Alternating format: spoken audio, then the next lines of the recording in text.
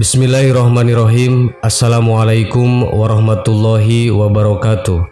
Sahabat yang beriman, puasa Ramadan adalah ibadah yang hukumnya wajib bagi setiap muslim yang telah mencapai mukallaf. Orang yang mengingkari kewajiban puasa Ramadan, maka ia kafir keluar dari lingkaran Islam.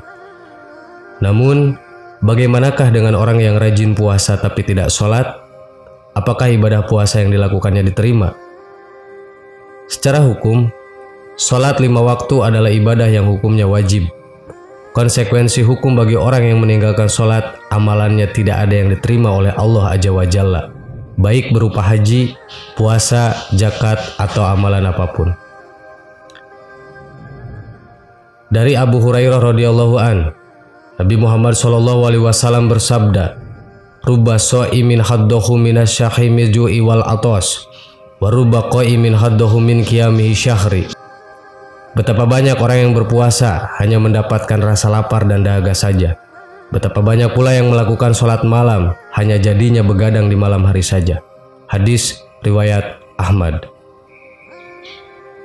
Sholat merupakan ibadah pokok dalam Islam dan wajib dikerjakan bagi orang yang sudah memenuhi persyaratan. Dalam sebuah hadis disebutkan bahwa sholat ialah amalan pertama yang dilihat atau dihisab oleh Allah di hari akhirat kelak. Hadis riwayat Ibnu Majah.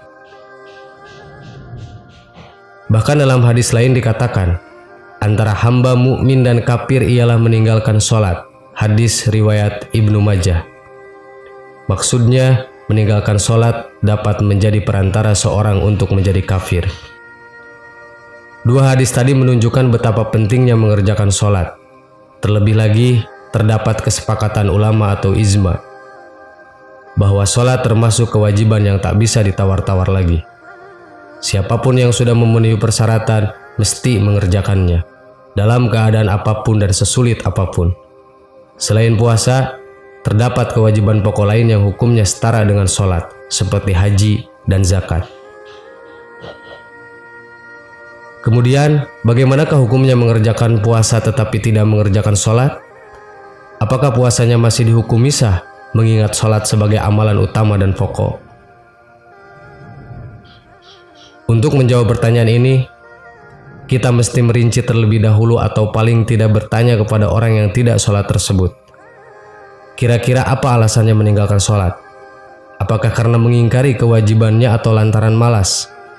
Sebab keduanya memiliki implikasi hukum yang berbeda-beda. Hasan bin Ahmad Al-Kab dalam Takriratus Sadidah menjelaskan,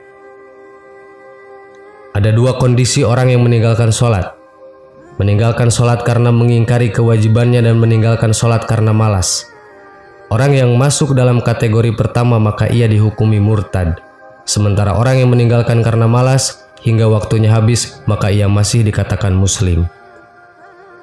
Berdasarkan pendapat ini, orang yang tidak mengerjakan sholat karena mengingkari kewajibannya, puasanya batal secara otomatis.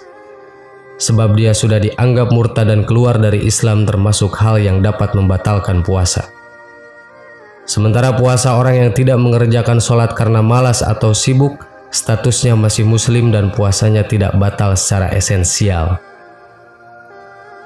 Kendati puasanya tidak batal secara esensial, atau secara hukum fikih tidak dianggap batal dan tidak wajib qada, namun puasanya tidak bernilai apa-apa dan pahalanya berkurang. Dalam Takriratus Sadidah disebutkan, pembatalan puasa itu dibagi menjadi dua kategori. Pertama, pembatalan yang merusak pahala puasa namun tidak membatalkan puasa itu sendiri. Kategori ini dinamakan mubtilatid atau merusak pahala puasa dan tidak diwajibkan qada.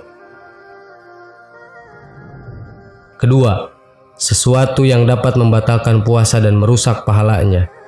Bila melakukan ini tanpa uzur, maka wajib mengqada puasa di hari lainnya.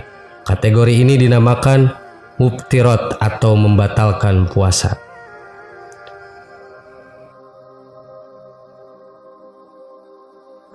Meninggalkan sholat itu dapat dikategorikan sebagai mubtilatis saum.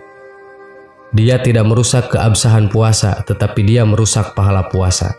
Sehingga ibadah puasa yang mereka kerjakan tidak bernilai di hadapan Allah.